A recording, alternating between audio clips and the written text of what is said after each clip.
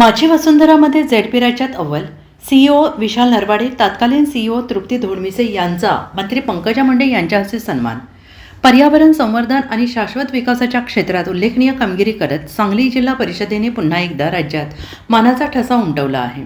माझी वसुंधरा अभियान 4.0 आणि 5.0 स्पर्धेत जिल्हा परिषदेने सलग तिसऱ्या वर्षी प्रथम क्रमांक पटकावला आहे. त्याबद्दल पर्यावरण मंत्री पंकजा मुंडे यांच्या हस्ते मुख्य कार्यकारी अधिकारी विशाल नरवाडे, तत्कालीन मुख्य कार्यकारी अधिकारी तथा सिंधुदुर्गच्या जिल्हाधिकारी तृप्ती धोडमिसे, ग्रामपंचायत विभागाचे उपमुख्य कार्यकारी अधिकारी शशिकांत शिंदे यांना पुरस्कार देऊन गौरवण्यात आले. त्यावेळी सहाय्यक गटविकास अधिकारी अविनाश पाटील, ग्रामपंचायत अधिकारी संतोष सपकाळ उपस्थित होते. मुंबईत या पुरस्काराचे वितरण झाले आणि या अभियानात जिल्ह्यातील 12 ग्रामपंचायतींनी विविध गटात उल्लेखनीय यश मिळवले आणि या अभियानातून जिल्ह्याला एकूण 10,75,00,000 रुपयांची बक्षिसे मिळालेली आहेत. जिल्ह्यातील ग्रामपंचायतींनी पर्यावरणपूरक उपक्रम राबवत वृक्ष लागवड, प्लास्टिक मुक्ती, जलसंधारण, घनकचरा व्यवस्थापन, जैवविविधता संवर्धन आणि स्वच्छता अभियानात प्रभावी कामगिरी केली आहे आणि या उपक्रमांमुळे जिल्ह्याच्या पर्यावरणीय विकासाला चालना मिळाली असून